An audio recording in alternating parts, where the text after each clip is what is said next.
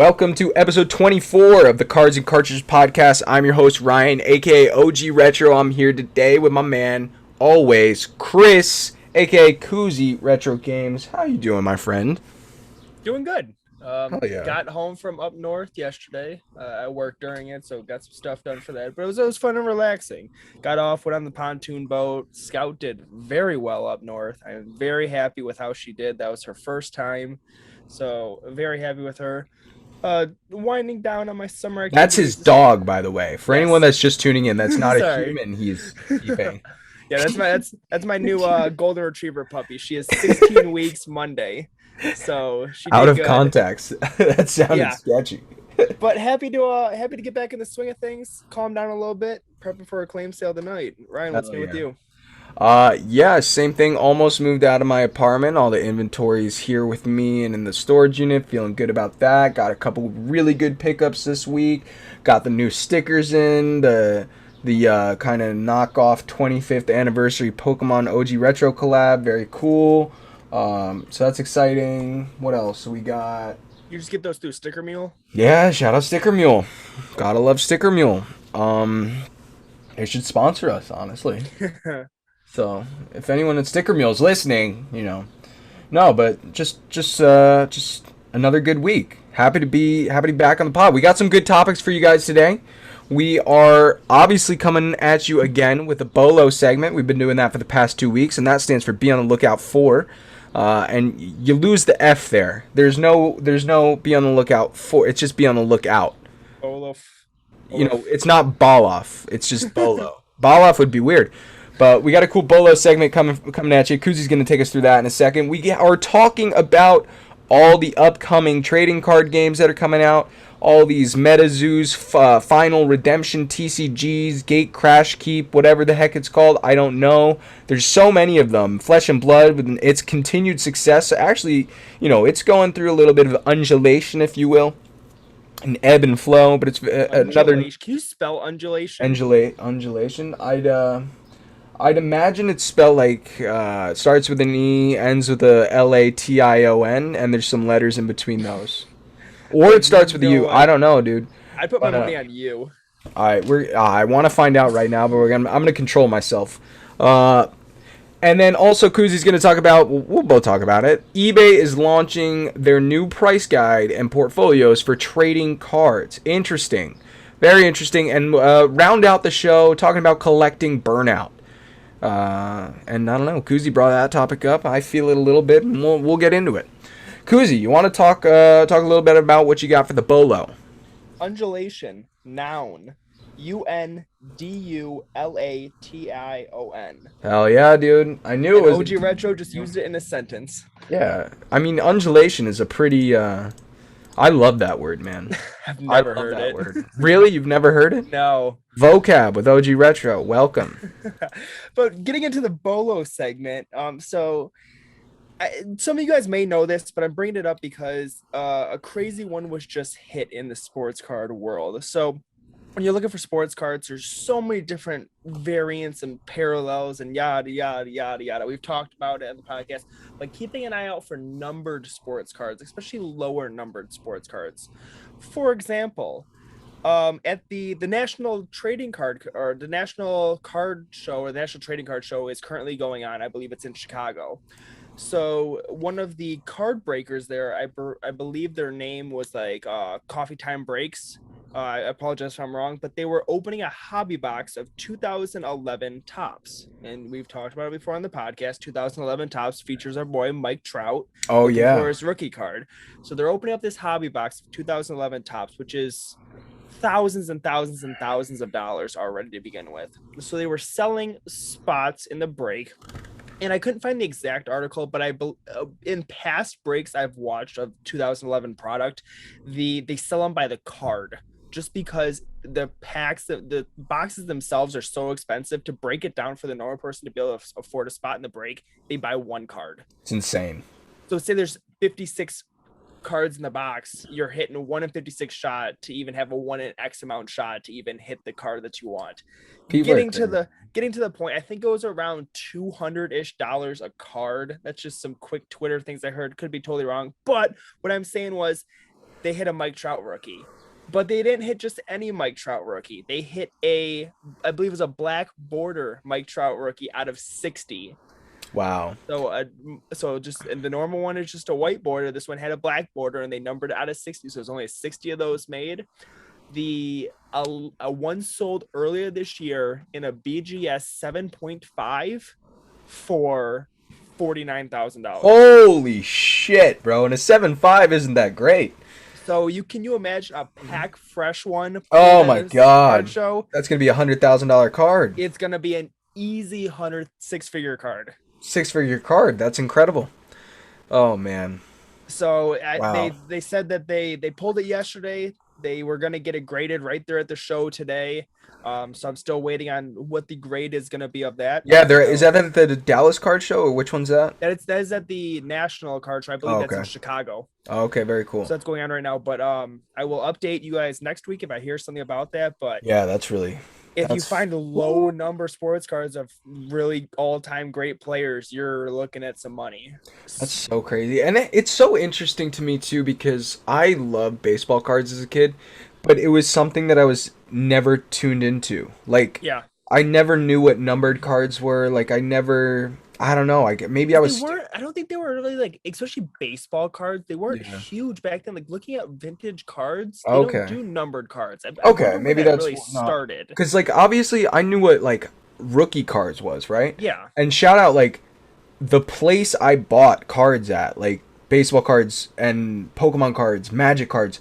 Like my card store was called Just Rookies. Yeah. It's in the town that my mom's like still, I'm not gonna say it, but it's around here, right? Yeah. And so it just, I always knew like looking for rookie cards and shit, and they had a case just full of rookie cards, and I was like, oh, you see man. the little RC yeah, and they had all their rookie cards would come in the top loaders with the rookie embossing on the top, and it was just always like such a cool thing. I remember like going into the store, looking at the rookie cards, seeing if I got a rookie card, or kind of the owner was like real nice. He was like this older gentleman that like would tell us like different shit about our cards and anything cool we pulled and stuff, and like it was just cool. And his store was so cool. He had incredible memorabilia too, like really really cool stuff. But anyways, yeah, it's just crazy, this stuff. So rookie cards, numbered cards, that kind of thing. Definitely the lower the number, the more rare it is, and things like that. Speaking of expensive sports cards, just want to hit on this real quick. Oh yeah, a National Treasures Patrick Mahomes 1/1 patch. Can't remember if it's a patch or a patch auto card just sold in a BGS 6.5. So let me break down the card a little more. So 1/1, obviously there's one of them.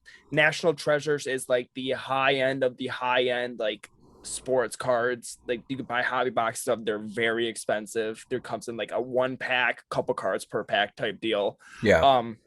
And then shield patch. So it's got a picture of Patrick Mahomes, obviously. Then it's got a piece of his jersey, but it's the NFL logo out of his jersey. Oh, in the that's card. So sick. A BGS graded a BGS 8.5. I thought you said 6.5. No, 8.5. Okay, 8.5. Sorry if I said 6.5. What do you think? 8.5 is good. Ryan? Patrick Mahomes, he's pretty cool. He's a good player. 1/1, 8.5. 95 grand. 4.3 million. Holy shit, dude! What the fuck? The largest football trading card sale of all time. That shows you how out of touch I am with the football stuff. That's crazy. Yep. What record did it break? Do you know the previous? It broke a Tom Brady card at 3.1. Shout out my man, the GOAT. Broke a Tom Brady card at 3.1 million. Tom needs to up that, because there's got to be some cooler card out there of Tom Brady. There's no way Patrick Mahomes should deserve more money in cards for a card. That's what I'm thinking. Like, it's crazy, and like we already know Tom Brady's all time. That's the thing. Okay, I have a question. If Patrick Mahomes, and I don't know too much about football. I do know who Patrick Mahomes is. I do know he's a good player, and I do know relatively how he stacks up against other QBs in the league. And I know he's like obviously one of the best, if and arguably maybe the best right now. But there's still like, there are quarterbacks that have been better than him, like easily in the past couple of years before him, whatever. And like, I feel like their cards should be worth more. Why is Patty Patch really is he one really just one getting of all the attention? Why? one of one shield patch logo rookie card, and it was an they call it an RPA, so it's a rookie card patch Patch and auto. autograph. Yeah. So my question is are there Tom Brady one of one RPAs out there? I don't know what they did back Yeah. in when Right. Tom Brady Maybe. was a rookie. I don't know if Right. these RPAs are a new thing in recent Right. years. I Yeah. mean, shout Maybe out that's Tom it. Brady, went to Michigan. Yeah, that's true. Went to Michigan, drafted like third round or maybe It was even later than yeah, I that. think maybe 11th round or something crazy like that. Yeah, It might have been 11th round, third pick, like third pick in the 11th yeah. round or whatever. It's And it's just crazy. the iconic photo of him standing like in his underwear, just Yeah. like looking gumpy as hell. Oh yeah, dude. Fucking goat, bro. Oh, I love it. All Four right, point let's three stop million, nerding out Patrick about Tom Mahomes. Brady. People are gonna hate me. Um, awesome, dude. That was a good bolo, and Yeah. that is absurd that Patrick Mahomes is. I mean, good for him, I guess. It's just crazy. But let's continue to talk about some fun stuff. We got also. Excuse me, just burped this beer. I'm drinking a Hoboken Brewery, City Side Hazy IPA, and it's definitely giving me the burps. 6.2%. Anyways, talk about some upcoming trading card games that are coming out.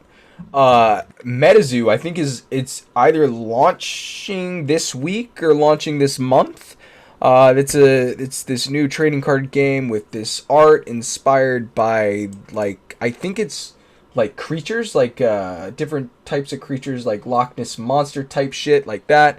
You got this Final Redemption TCG. This looks the what this reminds me of is like Lord of the Rings, like a fantasy RPG style, like Dungeons and Dragons esque. Then we've if you're into TCGs, you've heard of Flesh and Blood. That was probably the I'd say is the most popular new trading card games of like 2020 2021 during the height of the pandemic. We saw some of those cards go for five figures, like had an Oh, incredible secondary market. First edition Flesh and Blood was wild for a while. It's since come down a bit, as most of the trading card market has. But Chris, what do you think about all of like the new, even if you don't know about them individually, right? Like yeah. what do you think about all these new trading card companies like trying to get a piece of the pie? Is it So possible? I got a few questions, and Yeah. I want to say yes, I think it's possible, and I'm going to tie Okay. it to something in a second. Okay. So, are these trading card sets that are coming out? Are they only available at like local card shops, or are they going to be in Targets and WalMarts? I don't know if they're going to be in Target and Walmart. I believe they'll be on Amazon though and like Okay. distributed online. I think the big box stores are a little bit harder to get into, but I would imagine. But Yeah. I'm 95% sure MetaZoo is being distributed on Amazon, and I'd imagine Flesh and Blood is definitely distributed online. Not so much in definitely not in Walmart or Target. Yeah, my the first thing that came to mind though when I was like, that's why I brought up Walmart and Target, was when you look at the card sections at Walmart and Target, Pokemon is wiped out, and then there's just stacks of Magic or stacks of Yu-Gi-Oh. Right. So it's like, what are they gonna do to better themselves, I guess, versus Yu-Gi-Oh or versus Magic to become something that people actually want to pick up? And it then tied me back to the board game market for some reason. Like people Mm. are huge into like these RPG style board games. And you can tie board games to these trading card games, I feel like. And the whole like collectability and community and just around board games is huge. Yeah, it's wild. I'm sorry if you can hear the rain in the background. It might actually be nice, but I don't know. It's raining hard now. But I think you have a good point. They have to be able to distinguish themselves from what's already available to, to be viable, whatever. And I think it's interesting because we already have some data on it, right? Like Flesh and Blood is now like 2 years old, maybe 3 years old, and Flesh and Blood like came out, and I think its main competition would be Magic the Gathering, right? Yeah. It's a similar art, I'd say very similar art, like very similar style, but with some different like cool flares. They do this thing called cold foiling, which is like a very cool foil style that's like they kind of nailed that down. Like that's their thing, and people loved it. Um, and the second, what Flesh and Blood did, like the game apparently is incredible. Like the actual card game, people love to play. Yeah. And we saw when Flesh and Blood came out, and the only reason I'm speaking, my only knowledge about Flesh and Blood is by watching other YouTubers and people talk about this. I don't personally play the card game, I don't collect it, but I have been a little bit interested in it. Anyways, when it came out, there was kind of two markets. There was this like huge collector market who were like, because they had the first edition stuff. They had first edition. They did a first edition print run with the first edition. It was called like, I forget what the set name was, but anyways, there was like a collector's heavy set, and then they had the unlimited that was meant for play, and like people gobbled it up and are still gobbling it up. Like Flesh and Blood's doing really well. So I think like the most important thing that these card games that are coming out can do is like the game's got to be good. Yeah. Yeah, I would say the two things that they got to hit are the game actually being good and people having fun with it, like having something like Pokemon or Magic where people like play it weekly, and it Yeah, makes a local card shop want to like host a tournament around it or exactly. something like that. And also, so you have that from the gameplay standpoint, but then make badass cards, have cards with dope artwork, stuff Yeah. that people want to actually collect. Because I don't know what you think. What do you think with Pokemon? Is there more collectors or players? I would say there's more 100% more collectors. collectors. 100% more Yeah. collectors.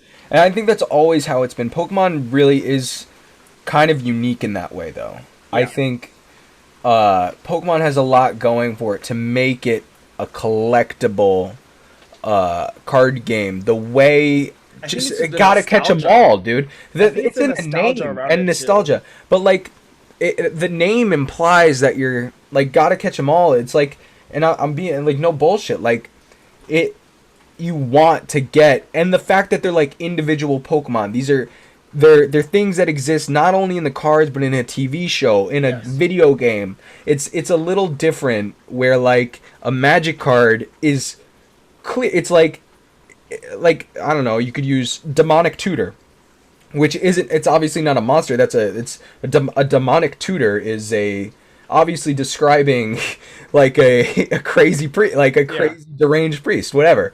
But it's like it's weird to think you'd collect that rather than like a Charizard that exists in these worlds is like this thing. But obviously the demonic tutor, like you use that in game, it's a great card. Or like Fireball, like I love that card Fireball. I have a graded copy of Fireball, but like I don't know, like And one reason why I think makes it's different. Pokemon so collectible over playability too is the popularity of the video games. And you mentioned it. Like Yeah. they had like the video games are so popular, which gets people into the cards. I mean, there are Yu-Gi-Oh video games, but they're not nearly as popular as Pokemon, which I think Yeah. translates And into like that I card love the Yu-Gi-Oh video collectibility. games, and I love Yu-Gi-Oh cards, and I collected, dude.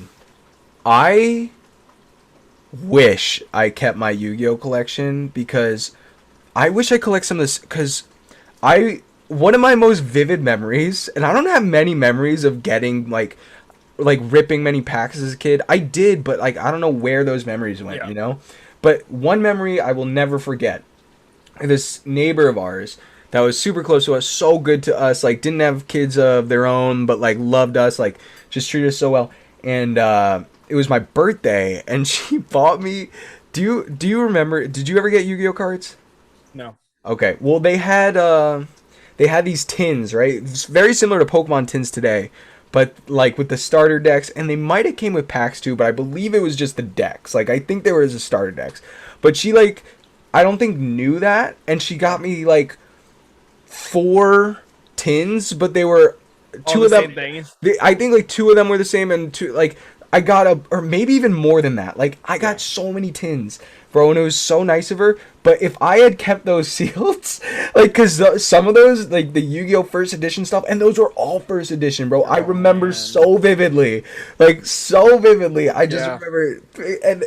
I think what I was thinking like I could combine all these four decks, and it's what I did for sure. I was a Yeah. kid. I was like, I'll Oh have yeah. four blue eyes white dragons instead of like You're a one in the deck. badass. Yeah, it's like insane, bro. Yeah. So I remember that so vividly. Shout out Linny, that was her name. But yeah, bro, I don't even know what we were talking about. I just felt like talking about No, it. we steer off topic. I got back to the new trading card games Mm. coming out. Right. Are you gonna pick up and play any of these? Do you think are they your type of thing? I've been very close. I think I will eventually play Flesh and Blood. Yeah, Like I said, I love actually playing the games, and I've tried playing the Pokemon TCG. I don't fuck with it that much. It's not my style. yeah, I love Magic the Gathering. I'll play Magic the Gathering probably till I die. Like no joke, till I die. I can't see why I wouldn't. It'd be a great game to play when you're old and crickety. Like shit. yeah. Keep your brain sharp. But like if like I've heard so much good stuff about Flesh and Blood. It's like a time thing. When am I gonna have time? I need someone else to play with too. Like, but yeah, I'd love to play Flesh and Blood. It looks super cool. The cards look super dope. But Metazoo, I don't think so. I don't fuck with it. Yeah. I don't really like it. I don't like the art style. I think I really and this is gonna be a hot take. This is gonna be a hot take on Metazoo. I think it's a little bit of a pump and dump scheme. Really? Like, I think they're doing a little bit of a scheme, bro. And maybe I'm gonna get shit for it. I don't really care. I just think the who they've gotten on board to promote the product and the way the product's being promoted and kind of and we can if people are interested in this topic, I'm more than happy to go into it next podcast. But like I just think it's not it I don't know. Maybe I'm completely wrong and maybe it's good people trying to do a cool thing, but Yeah. I don't know. It doesn't seem that great and then they're I know they had a lot of like issues with the Kickstarter and what's it called? They were trying to send pre-order product out to people. I even got a message from them, and I responded, but nothing back. And that happened to a couple people, like content creators that were messaged. Then, and I do have the DMs. Like, it's Now, one thing that I thought of that like they could do to better themselves, maybe and keep the popularity and keep the sales going for years to come would be creating an online game, like how Pokemon TCG is 100%. online, I think how that's Magic the Gathering has a TCG yeah. online. I think that's a no-brainer. If they could do it, I mean, it's think about how hard that must be. The fact that it's taken this long for, I mean, both the game. Magic had an online game for a long time, and people I don't even think realize that. Yeah. There's like Magic the Gathering online was around since I was like a kid, and then Magic the Gathering Arena, what I play now, is a new version of that basically. But it's so MTG online. It's been a thing forever. So But I mean, I guess then Pokemon trading card game on the Game Boy, like it's handheld. It's like oh yeah, on the that's go. insane. That's insane. And you could play that with a link cable too. Yeah. So that's what getting back to what you said, like you like I need somebody to play with. Yeah. I feel like it's easier just to like kind of hop online Under- already with people of the That's how I same play Magic. thoughts. Yeah. Like So- the last time I played an in-person Magic game, and it's super fun when I get to. Don't get me wrong. Like if I can play a game Magic the Gathering in person, I will never ever let that opportunity go. It's so much fun. Like I love playing. It takes me back, bro. But it just doesn't happen often. So I think you're right. If they can figure out a way, like if Metazoo or these other TC, and I wanted to touch quickly. If they could figure out a way to do it online, that'd be huge. But I wanted to touch quickly on that last one, that Final Redemption TCG game today. And I just found out about this game today because one of our favorite artists, Mitsuhiro Arita, was signed on to their team to do art for their cards. That's insane. The creator of the base set Charizard was signed on to do art for this new TCG. So you know the art's gonna be fire, and I guess Mitsuhiro, he's like a freelance artist because he still does work for the Pokemon company too. I was gonna ask. I'm surprised he didn't have like a contract. Yeah. A compete contract. Right. With the Pokemon company or That something surprised like me that. too. Maybe his contract's over. I don't know. I don't want to say that because he's done work for them like as recently as I think he had work in Eevee Heroes. Yeah. So I doubt, and I can't imagine them ever wanting to not have him do work for them. But it is interesting seeing him do work for another TCG. I wonder how that works. We'll see, man. So they're definitely that TCG should have some cool art if they got a Rita. I just don't know. I think they really need to make sure they have the game. It's got to be on point. People got to be excited about it. Yeah, definitely. I mean, let us know what you guys think about that. If you guys are big into the whole like trading card game news, kind of the uncommon up and coming ones, please let us know what you guys think about that. I'd love to hear it because I am not into it at all. So it's fun to learn from Ryan. It's always when we get DMs from you guys about the topic. I love chatting back with you guys and hearing your opinions. Hell yeah! You want to take us through eBay launching their new price guide and portfolio? Yeah. So this article just came out today at noon. So real quick, we know trading cards have been booming through the roof recently. It's been insane. So eBay announced their like first quarter like statistics, and this stat just took me away. I'm sorry, her name is Colombo. I'm pronouncing that wrong, I bet. Colombo. She is the kind of person for trading cards from eBay. That's her last name. She said that the gross merchandise volume of trading cards on eBay was over $1 billion in the first quarter. It's fucking insane. There was, in that first quarter, there was 20 million new listings for sports cards, with an average of 139 cards being sold per minute. That is so psychotic. 139 cards a minute being sold. That's fucking insane. So Insane. It's like more than 2 cards a second. But global commerce leader eBay launched a price guide and collection tool for trading cards on Thursday that streamlines the process of buying and selling the items that have a resurgence in popularity. So she went on to say that trading card enthusiasts have been waiting for a tool to understand real-time value of their collections, manage their inventory as a part of a portfolio. So what eBay is basically doing is the price guide will allow for real-time valuation of both graded and ungraded cards, and the collection tool allows users to track their card collections much like stockholders track their portfolios.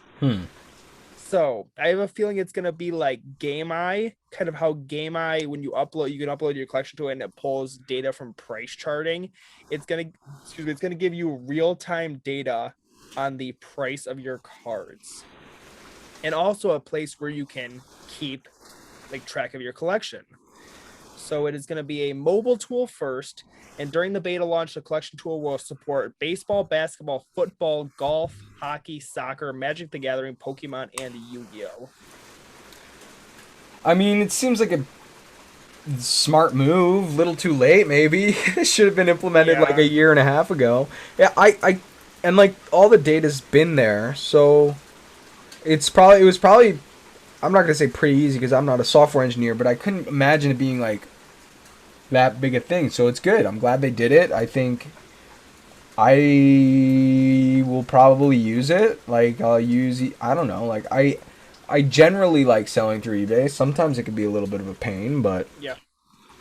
I think I'll use it too, because I mean I use GameEye for my collection. If you guys don't use GameEye to track your video game collections, I know I personally use it. I don't know about Ryan, but it's great. You can it's free. It's very simple to add games. You can search by the title, or if you have a game with a barcode, you can just scan the barcode and it comes up. You can type in whether your game is loose, CIB, just manual, all this stuff, and it gives you real-time data on the value of it. So that's always cool to see. But we were kind of lacking something for cards. I know PSA has a PSA set registry app. And I don't know if you use that or anybody used that, but it's kind of clunky, and they try to give you values, but I didn't really like how it was working out. Yeah. But I like what eBay's doing. And they said that this is just kind of a beta launch. And she said at the end of the article that they are going to try to expand it into other eBay categories, such as collectibles, fashions, and electronics. I love it. I love it, dude. I'm excited to check it out. Yeah, I mean it's available on Android and Apple as of today, so I would be surprised to see how it works, and like just track your collections. I mean, we were lacking something for cards. There was not a whole lot to talk about with this talk, but I thought it was something interesting to talk about. Yeah, no, it should be cool. I'm excited to use it, guys. If you guys use it, if you guys use other services to track your trading cards, if you do it the old-fashioned way, if you just write down some lists, whatever. Let us know. I'm curious to know what you guys do. Did we have any Speak, viewer questions? but Oh, speaking of Pokemon cards, I wrote down some Pokemon trivia, and oh, right. That's right. I wanted to get Ryan's answers Let's go. to Pokemon trivia. Let's go, dude. Also, if you guys are playing along at home, please let us know how you do. I got 1, 2, 3, 4. I looked up Pokemon trivia on Google, and the quizzes that Google gives you were ass. Absolutely brutal. Like, who is this Pokemon? And it'd be a picture of like Ditto, or it'd be just like stupid stuff. Okay, All right, but what do you got? Ryan, who is number one in the Pokédex? Bulbasaur. Blastoise, Charmander, or Squirtle? I'm sorry, Bulbasaur, Yeah, Charmander, or Squirtle. Bulbasaur. All right, he's 1 for 1. I Next got question. that. How heavy is Snorlax? Oh 500 god. kilograms, 460 kilograms, or 410 kilograms? Oh shit. It's got to be 500. 460. Okay. Shit. Okay. That's tough. Haunter is listed as a ghost and what other type? Psychic, poison, or normal? Psychic. Poison. Oh, I was gonna say that. Interesting. And this one threw me for a That makes loop. sense though. They said who is the tallest? Venusaur, Blastoise, or Charizard? Venusaur. Venusaur is the tallest. Yeah, I could see that being the case. He's a fucking huge dinosaur thing. Yeah, I think they had him at like 6'7", and Charizard was like 5'7", 5'6". Yeah. I think Charizard should be bigger, but it is what it is. I knew it was gonna be Venusaur, and you helped with that hint. But Yeah. hell yeah, if you guys got any of those, some of them were pretty easy. Some of them were eh. Like I said, all the questions were ass. I was struggling to even come up with 4. If you guys have Pokemon trivia questions or any video game trivia questions, hit us in the DM. Maybe Kuzi or I could ask each other next week. That'd be fun. Anything else, brother? Any viewer questions? We are talking about collecting burnout. Oh, collecting burnout, dude. I don't know how I've missed that last topic, dude. Collecting burnout. Let's do it. So what I want to talk about this one is, I mean, everybody experiences collecting burnout at some point. Right. And it's just how you handle it. If you have any tips or tricks on handling collecting burnout, or what you do when you're feeling burned out. I don't know if I'm necessarily feeling burned out right now. I think I'm just more burned out from life. I've been doing something every weekend, and like, trust me, I'm happy I'm doing something going out, but it's like I need a vacation from the vacation type deal.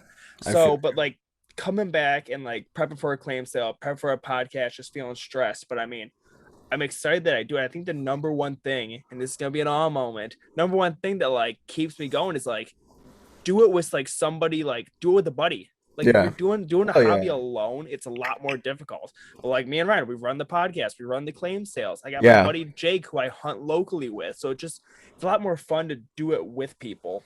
Yeah, I agree. I think I go through periods of like really intense focused collecting, and then I go through periods of kind of like chill. I wouldn't maybe it's burnout, maybe it's just like I'm just chilling. Like like is it like a kind of happy where you're at standpoint? Yeah, I think I'm definitely happy where I'm at, and if there's things I want, I make plans to get them. But I don't think, and like I have goals right now, and it's like I think there was a point that I'm not gonna say wasn't happy. Like I've always been happy collecting video games. So that's not the term, but like where like there was that desire to add more because I felt like maybe my collection was lacking. Like I don't know. Like, do you see people on Instagram and you get like, I don't know, if you get like envious of what they have or just what they have, or you're just kind of like, I need to be bigger and better like them? Yeah. I'm not necessarily a jealous person. I think the only times I get jealous at all, and again, it's not really jealous. It's more like a admiration, I'd say, more so. It's like is when people find like insanely rare shit. Yeah. Like then I'm like, holy shit. Like it's like it's not jealousy, it's more just like, damn you. But like, in a good way, in a good way. Like I'm always happy for people. Yeah. I'm not that type of person to resent someone because they found a sick deal at a garage sale, or like not believe them. Like some people like think people just do that for like clout or whatever. Why would people lie? Dude, I've had so many people hit me when I was garage selling hard, like in years past. Yeah. I had so many people hit me up like, "You did not find that at garage sale," and I'd like pull up like the text messages, or "You didn't find it on Facebook Marketplace," and I pull Yeah. up like the I've Facebook had people Marketplace say shit like listing. that to me, and I'm like, why would I lie, dude? I don't care. Yeah, Like, so I don't know what collector burnout. and I think like you said, sometimes you get in like a happy place. Yeah. I don't really like have a happy place because I don't have any like specific things I'm collecting for. Yeah. Like I just found these PS1 games at a garage sale for $10 each, which is just it's expensive for a garage sale. But I mean, I got Street Fighter versus whatever it was, Marvel Capcom and SNK versus Street Fighter on the PS1, which is like a $200 game for $10.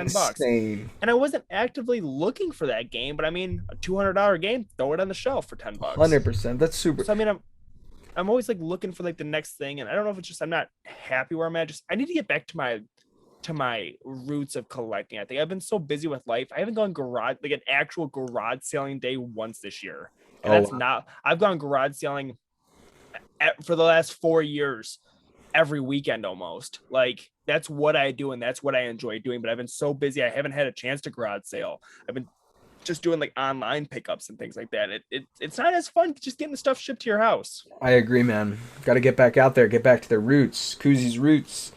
Um, yeah, but it's it's a thing, but or it's just a thing, just a little bit different. Like I said, like I think you nailed it when you said like you're just happy where you're at, and it's like I am, dude. I got every system I could want. I got a beautiful fucking PVM. I've got all the memorabilia I could want. I got every single Pokemon game CIB. Like that was a goal when I first started. I got all the cool cards that I want. Yeah. Like I don't know, dude. Like what? It's just like what else could I want? And I guess like when something cool does come your way, you're like, that's cool. I'm gonna keep it. Exactly, exactly. That's the thing. And then, like I said, I've talked about it a couple times. One of my long-term collecting goals is to add sealed, graded games of games from my childhood. So like that's always on the table. Like if that goal is always on the table, if I can do that in a way that makes sense, I'll do it. Like Yeah. right now, like if a sealed copy of a game that I really need came and the price made sense or a trade made sense, or if it was just an insanely good local deal, I'd do it.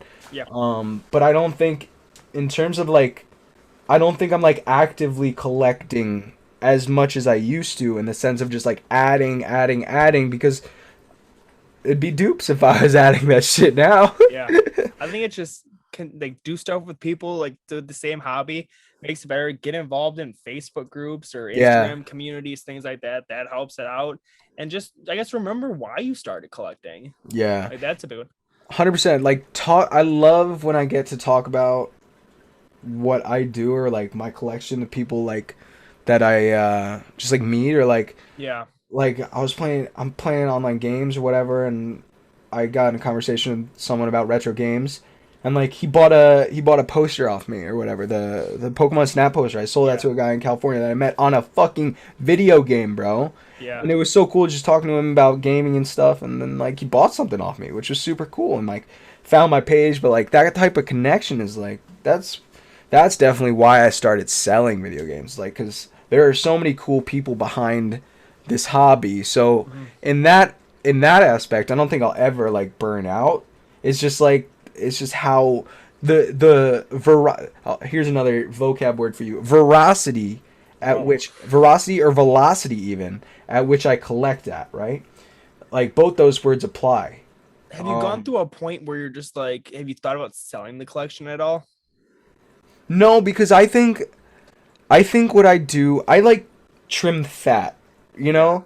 Like I often trim the fat. And I say that meaning like I have this huge collection and there'll be things that I think just don't maybe mean as much to me as maybe when I bought them, or maybe they just don't I don't show them the love that I think someone else could, and maybe they're worth just too much, an insane amount of money, that I just got to, trim the fat, get rid of it, let it go. And so I think I do that often enough. Like my collection is so curated to like what I want that no, I wouldn't sell any of this shit. Do Like you know how it's many games you have in your collection? not, I mean I could estimate, but I don't know like specifically. If I had to estimate, I would say um 30 plus 20 plus 10. Probably like probably like 75 to 100. That's wow. See, currently in my collection, I have 1,048 games. Right. But we just collect different though. Yeah. And what do you think the value of those? Do you know it? What is the I, do you want to say? Is it five figures? yeah. Okay. I'll tell you Yeah, off stream. let's talk I'll about it tell you off off stream because stream. I'm that number would be curious to compare. Like Yeah. what my 75 to 100 games are worth versus Yeah. 1,000 cuz Yeah, but like I just like I said, I'm out at garage sales. I'm finding stuff for pennies on the dollar. So right, dude, you're fucking when I killing find it. a $200 game for ten Yeah, bucks, I'm you're just going gonna to throw keep it on the it. I shelf. like And that. then games are going up. They've been going up since I started collecting. So I see this as an investment also. And it's like when I Yeah. found it at a garage sale. I mean, yeah, the $200 is nice, but I mean, just throw it on the shelf. And I mean, maybe I'll play it one day. And it just everybody collects You're it not going to play differently. it one day, but I Maybe, agree. maybe. Maybe. Oh, I want to see you play a game, bro. I know. All right, getting into the viewer question of the week. Every Wednesday at Cards and Cartridges Podcast on Instagram, we throw up a question on our story asking for a question. I liked, I can't even pronounce it. Ocelot, OCELOT 081414. Hell yeah. Shout out you, dude. Asks, you think we will be able to find the 25th anniversary packs in the wild, or will we have to buy online? I think we're going to find them in the wild, dude. The set's going to be printed like crazy. That's I think first week or so, first 2 weeks, people are gonna buy them all up and scalp them and try to resell them. But give it like 2 weeks, I think they're gonna be on the shelves. I don't think like I can find Chilling Reign and Vivid Voltage in like CVS and Rite Aid. but Right? that's Chilling Reign and Vivid Voltage. Like that's not the 25th anniversary with the new I got you. with the You're right, light you're right, Pokemon you're right. coming back and the gold stars and the There's remakes some of the cool base shit. set. There's some And cool I think shit. it's gonna be more to the fact of when the boom happened and we saw Champions Path being I fucking hope eaten so. up. I hope so, dude. I want to see that fire again, bro. I think it's going to be. I 100%. I think So with I think. All right. So you think we're gonna see the type of the craziness like we did a year ago? yeah. All right. I would love to see it. I don't think. I personally don't think we'll see that type of level. I think it'll be close, but I don't think we're lacking a key element, and that's the pandemic and stimulus checks and that. But I think if this was just another set coming out, whatever EV Yeah. Heroes, Yeah. when's EV Heroes coming out?